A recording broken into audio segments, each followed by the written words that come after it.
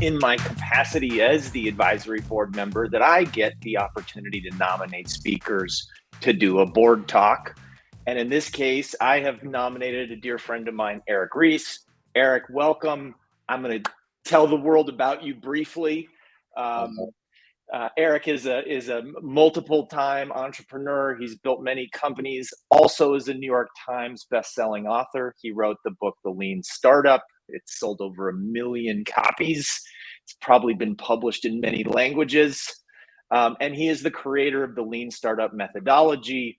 And he is also the founder and chief executive officer of Long-Term Stock Exchange. And we're just thrilled to have you here, Eric, to talk about the future of finance, the future of long-term investing. We both are at organizations that have long-term in the title. We'll just jump right into it if you don't mind, Eric. Yeah, absolutely. Of course. Thank you for having me. Beautiful. I think it's very true to say that on both ends of that capitalist system, you have actors that want to be long-term. And so then let's talk about the long-term stock exchange as this thing that you've built. Yeah, boy, this has been, as you mentioned at the top, when you put long-term in the name of the company, you know you're going to be in for quite a ride. So this has been a grueling project to work on. We first raised money for the company in 2016, and people sometimes were like, well, what were you doing for 5 years? But no joke, that's how long it took me to figure out that this was even possible to do. And in all those years, I kept expecting I would find someone who wanted to build this thing instead of me.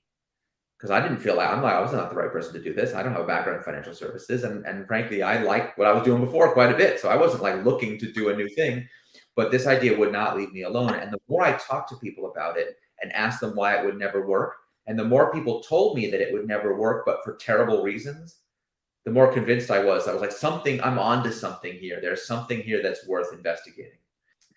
Took us 3 full years to get the regulatory approval to operate the exchange. And I won't bore you with the ups and downs and all the stuff we saw in DC. Like, it was a very eye-opening experience to go through that. Got what's called the Form 1 approval in 2019. We raised our Series B then. And then it took us all that time from then until now to get the exchange open and get the first listings. So we are now a national securities exchange. We're in the same regulatory category as NYSE and NASDAQ. And although nominally there are 15 other US stock exchanges, the truth is the majority of the trading volume and all of the listings in public equities are really dominated by just the 2 players that have had this duopoly for so many years. So this is actually the very first new public listings venue with its own distinct governance model that's been created since the creation of NASDAQ in the early 70s. And for the first time in 50 years, we have a listings venue that has more than 1 listing on it. So we have 2. Wow.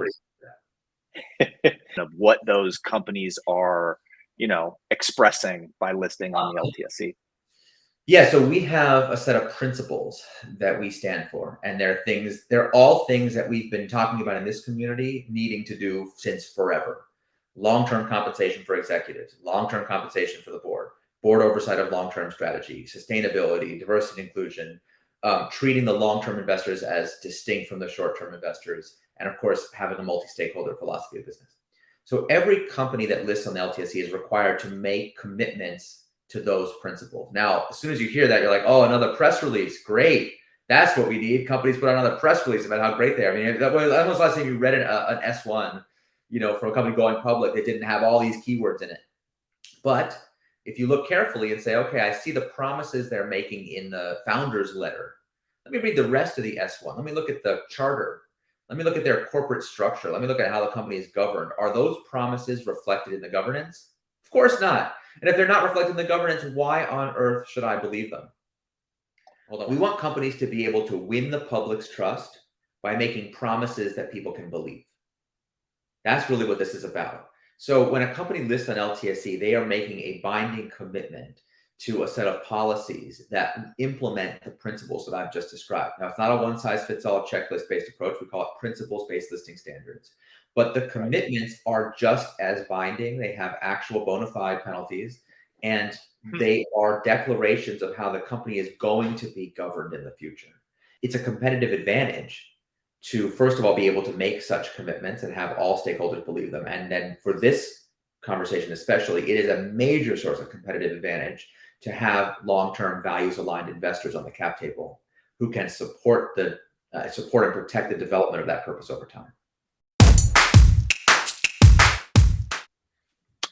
Thank you, Eric. And we're not done, but I just still wanted to say thank you for like dedicating for dedicating your life to this work. I think it's ultimately why I invited you on here. I think it is inspirational.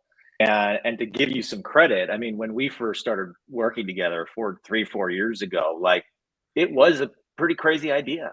But I'll tell you today, like people, when I would tell them, they'd be like, they'll never get a listing. Maybe they'll get their Form 1, maybe. A lot of people were dubious.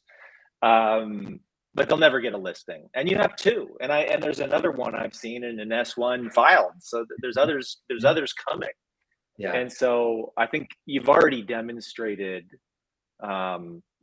it's like some novel concept of a bureaucratic entrepreneur, or the ability to think very creatively in environments where creativity is scarce. That's awesome. Thank you all very much.